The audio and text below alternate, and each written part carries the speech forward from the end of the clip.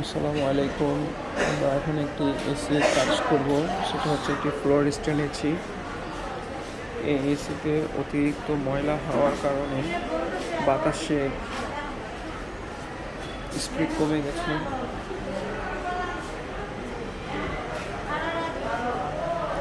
এবং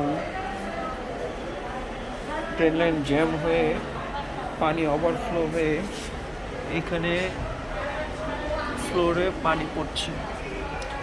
তো আমরা এখানে এসিটি সার্ভিসিং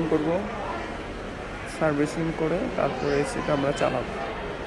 এই অতিরিক্ত ময়লা হওয়ার কারণে আপনার এই কয়েলে আইস জমে যায় এবং বাতাসের স্পিড খুবই কম।